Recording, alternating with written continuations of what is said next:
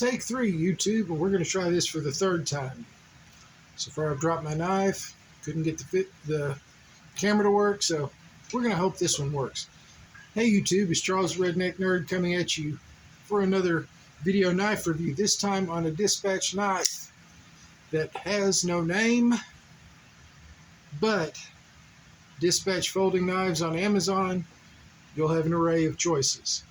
This one I call the Trey simply because of the 3 cutouts up there. Now, Dispatch Knives is an OEM for other knife companies and then decided, why not make our own? And they did. They sent me 3 back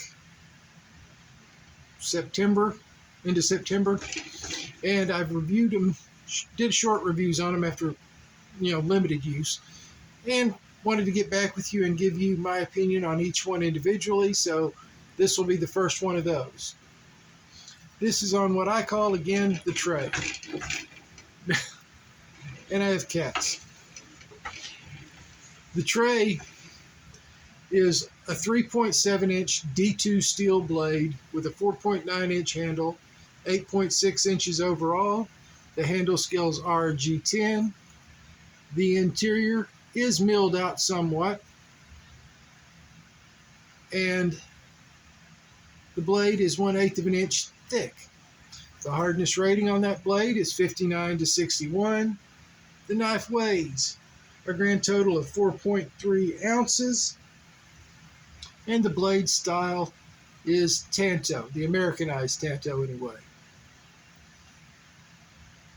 It does have a pocket clip. The pocket clip is not reversible, and it is a tip-up only carry. One downside for some people will be that the clip screws are not recessed. It does have a glass breaker that is just the continuation of the back spacer coming out, and the back spacer is steel. It is a liner lock. It is not drop shut, but it's not really shake shut either. But I've had no problems closing it or opening it one-handed. Granted, I have extremely large Sasquatch hands. Now, Trey is a good knife. I have enjoyed it. I've carried it in my everyday rotation for a couple months. So all told, I've probably carried it 3 or 4 weeks and used it for a couple of 3 hours in total usage. Cutting up cardboard, did a little bit of feather sticking just for fun. And by cutting up cardboard, I mean the heavy-duty cardboard boxes that you get at like U-Haul when you're moving. When we moved into our house, we used those boxes. And I've been cleaning out those boxes and getting rid of junk in our garage for the past couple of months, and then breaking those boxes down to go into the recycling. And this knife has been out there with me most of those days, cutting up boxes for 1 to 2 hours at a time sometimes, and it's done impeccably. At the end of a couple of hours of cutting boxes, and I mean like 300 cuts or more into small strips of that heavy gauge, heavy duty cardboard, it did need a little bit of attention. So I'd take it, 10 strokes on each side on a ceramic rod, 5 or 10 strops with 3,000 grit stropping compound on a strop. It was back to shaving sharp and was good to go for another 200 to 300 at least cuts. The biggest downside I've found is this grip is great, really comfortable, that saber or fencing grip. Conventional hammer grip, absolutely great, plenty of purchase even with my Sasquatch sized hands on that 4.9-inch handle. The problem comes in the reverse hammer grip, because that glass breaker sticks up in a very sharp point, and you're going to want to bring your thumb down and curl it over. Don't do that. You can do this. You can't do that. It's going to poke you really hard, and if you grab it quick and do it, it will poke a hole in you. So that's the one real downside I've found to this knife. Everything else about the knife I love. In fact, I love it so much, I bought one for my dad for Christmas. And he's going to be getting his own dispatch knife. I did think of a second downside.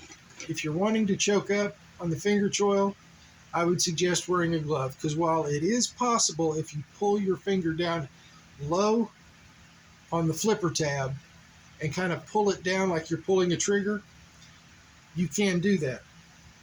Otherwise, you're going to be riding that blade edge, and that blade is sharp all the way to the choil. So you'll cut yourself if you're not wearing heavy leather gloves. But other than the reverse hammer grip, hitting the glass breaker, and if you try to choke up on the choil, possibly cutting yourself, this knife is outstanding. So I did get my dad one, and I'm not worried about him seeing this because he is even worse with technology than I am. I'm not sure he knows YouTube exists. So not worried about him seeing what his gift is early. The carry, while not completely concealed, you're going to have about that much of it sticking up. So it's not going to stick out bad, and it's not going to be that obtrusive.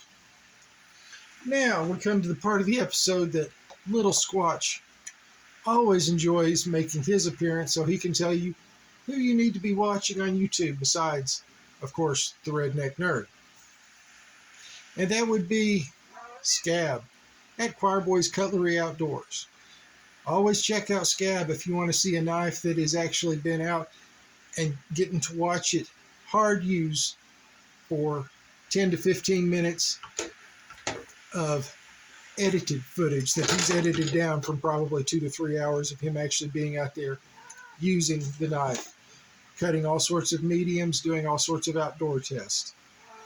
Then we've got Joe, who was at Steel Forged and Fire Sword and Knife, but Joe decided to change his name to something a little easier to remember. So it's now just JS Bladecraft. Same cinematography, same good reviews. Joe, JS Bladecraft. Then we've got my buddy Gruggs at Legion Tactical Cutlery. I always like telling you about Gruggs because you're going to see the same sort of testing that Scab does, and Gruggs will give his opinion on whether you personally should buy the knife and whether he would buy it if he, again, because he buys all the knives I've seen him test pretty much. Then we've got Tom Ritter. Tom Ritter's another disabled guy around my age who has a lot of outdoor experience, and he's willing to share it with you. He's got videos on just about everything you can think of. So I'd suggest going and checking out Tom Ritter. He's a wealth of information. Well, that's going to be it for me. So if I don't see you again before Christmas, Merry Christmas, y'all. Stay safe. Take care. We'll see you next time.